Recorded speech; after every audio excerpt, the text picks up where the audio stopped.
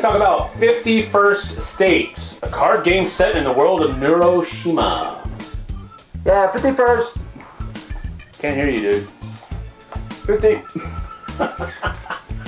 51st State is a card game that if you play it, you would immediately think of other card games of this style. I think the one that would come to mind right away would be Race for the Galaxy. Sure. I mean, don't get me wrong, it's very different, and they, for some dumb reason, put the scoring track on the box. It's set in the future, and as with all science fiction future games, everything is destroyed and messed up, and there's mutants, and, well, it's the Neuroshima Hex universe, like he said. Yeah, nasty mutants, not Marvel mutants. And in this game, you get to destroy school buildings and all kinds of stuff. But it's, in the end, it's all about card hand management. Does that make it a good game? Maybe. We'll show you.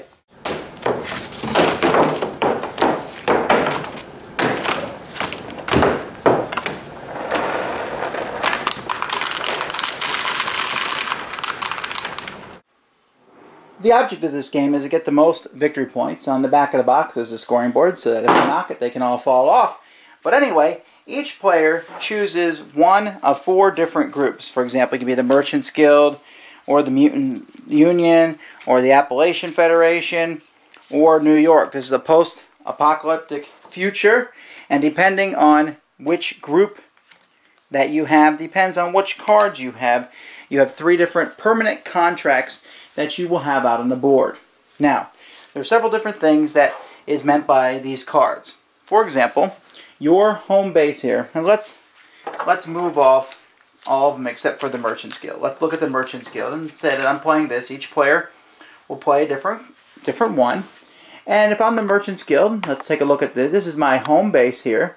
And you can see that at the bottom here, each turn of the game, it's going to provide me with 3 workers and 1 fuel token. So those are resources that I'm going to get as at the beginning of each turn. But this isn't very useful to me until I can get locations out on the board. And that's what I'm going to be using my contracts for. There's a bit of a drafting phase at the beginning of each turn, where the first player, you'll have 5 different cards that are laid out. And the first player gets to choose one of those.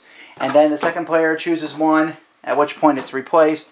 The third player chooses one, and the fourth player chooses one. Then we go down to 3 cards, and then after everyone has chosen one of 3 cards, then everybody is simply going to draw a card off the top of the deck. Now there's different cards involved in the game, but most of the cards are locations. Like, for example, this scrap trader. Now, after everyone has drawn these cards, players are going to have as many actions as they can handle, as they can do on each turn, and they're going to use these actions to, well, get points and go farther in the course of the game. Each location can, 2 different things can happen, and you got to think of this thematically. Here's the scrap trader, and I'm going to just conquer him and take all his goods. That's the red part of the card. The spoils of war, he'll give me 3 machinery tokens and a card. Or why make like a peace treaty with him, which is the blue side of the card, where he'll give me 1 machinery token a turn. That's less, but it could have a much more longing, permanent, lasting relationship. Or why actually conquer him and make him part of my group, in which case then I can use his inside thing where he can, for the cost of 1 worker, he can change 1 machinery token into a victory point. And I have to determine which of these I'm going to do. Now I'm going to do that using contracts. If you look here in the middle of the at these 3 cards, these are my 3 permanent contracts. And you can have other contracts that you might draw over the course of the game. For example, here's a junk train. This one allows me to play this one for free. But if I want to conquer, I'm going to use my red contract here. And this says I can use 1 red gun token, 1 weapons token, to conquer a location that's up to 2 away. Each card has a location on it, so this scrap trader has a location of 1. So if I have a weapons token, which I wouldn't have at the beginning of the game, but I might get as the game progresses, I would pay that, I would conquer him because he's 2 or less away, and then I would take this card and place it here under my Merchants Guild, where in the future I can turn it in any time I want to get those 3 tokens and a card. So I can save those spoils, use them now, or save them, use it for another time. But the Merchants Guild can only ever have 3 cards underneath it. Again, I could have used my caravan because this is less than 3 away. It is 1 after all. And I could have paid 1 fuel and stuck this under. So at the beginning of each turn, I would be getting 3 people a fuel token, and I would also be getting a machinery token. Or I could have used 2 machinery tokens, and put it into play in front of me, where now it's a location. And as locations go, I'm able to start putting victory points on those locations. Now, once you put victory points on a location 3 times, you can no longer put victory points in that location, and you can upgrade it to another location, which you still keep the victory points, or you could just build other locations. Now, locations have different things. For example, this one here. Let's say I build this fuel tank as the location part here in front of me. This factory here is a great symbol for me because that means every turn I'm producing a fuel. If it had this worker token down here, that means I would have to pay a worker to get the fuel. Still useful, but not as useful as this one. But because there's a worker at the top of the card, someone else can send me a worker, and they can use it and get a fuel.